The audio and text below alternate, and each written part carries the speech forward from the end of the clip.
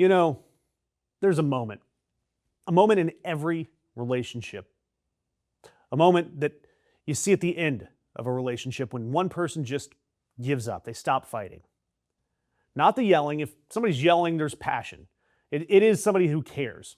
Misguided, sure, but if they're still yelling or if they're still upset, it's because they care. Somebody who screams or gets upset still thinks that the outcome is up for grabs.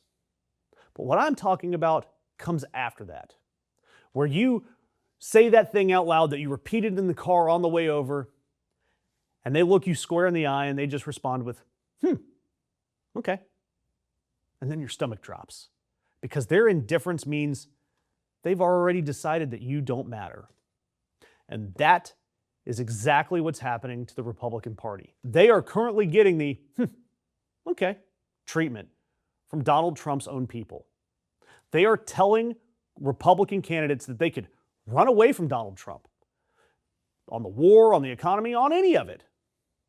And the one operative working those races delivered the coldest line that I have read in a long time. If you are in a state where he can get someone better and more loyal, he will do it. But if you're in a state where you are the best he can get, there's a deeper comprehension of that reality. You are the best he can get. Think about that. Imagine being a senator, an incumbent, and learning from a news article that the White House has you filed under, well, I guess it's him or nothing. And look, these people, they see the numbers. Donald Trump is at a paltry 39 approval rating. Independents have him at 34, which is below the level that preceded Democrats picking up 41 House seats in 2018.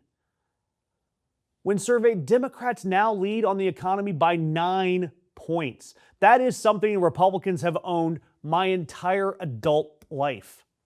And yeah, we're sitting through 20 plus weeks of a war that nobody wanted. At least 18 American service members killed, more than 600 wounded. And that is what is sitting with all of us.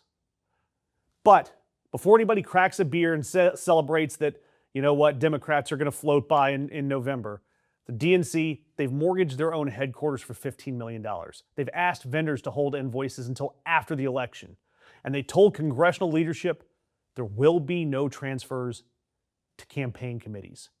None. Zero. In a midterm year that we've got to pull out all the stops to win. God, it absolutely sucks. The RNC has $128 million and no debt. And the DNC is mortgaging buildings. So answer this for me. If the DNC is broke and the candidates are outraising Republicans themselves anyway, what's the DNC actually for? Tell me in the comments one thing that you can think of that the National Committee does that a good candidate with a good phone bank can't do. I've got nothing. I see no reason for them to exist the way they do. But look, here's the thing. Everybody reads the Republican retreat, running away from Trump as weakness, that he's losing his grip. The party is fleeing. They're finished. I actually don't think that's what this is. Because a man who needs the House doesn't let them go. Robert Kuttner laid this out perfectly at the American Prospect. There are 4 tracks running right now that would take the election entirely off the board.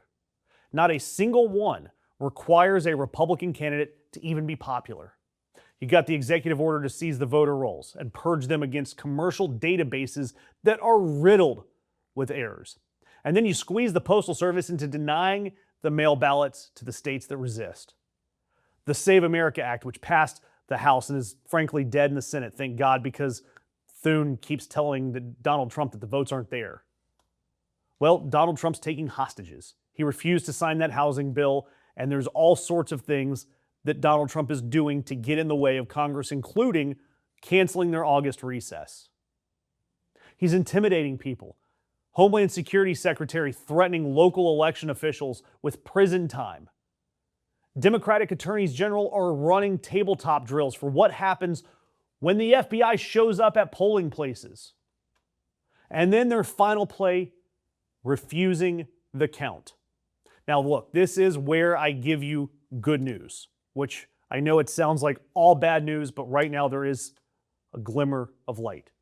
There's a guide put out by Protect Democracy in the Brennan Center.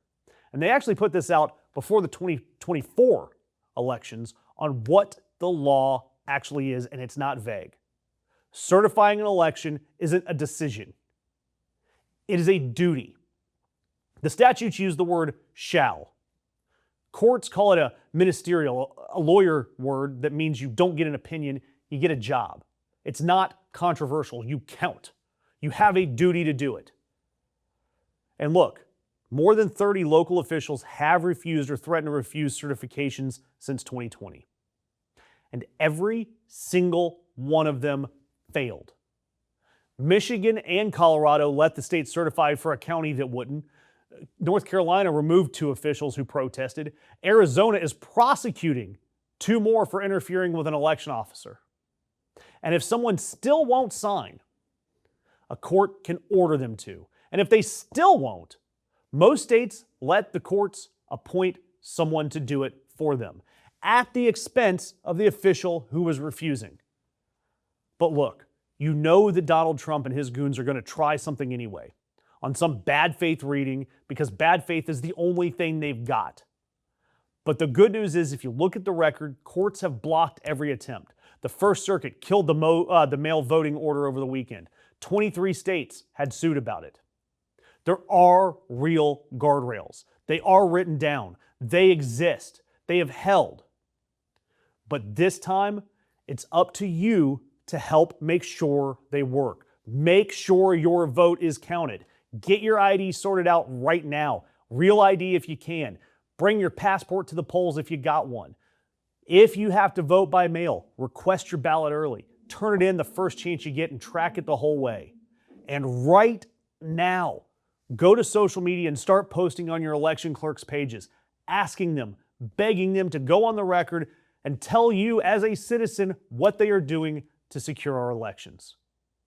And then I want you to subscribe, because between now and November, it is going to get crazy. And I will be here with you every step of the way.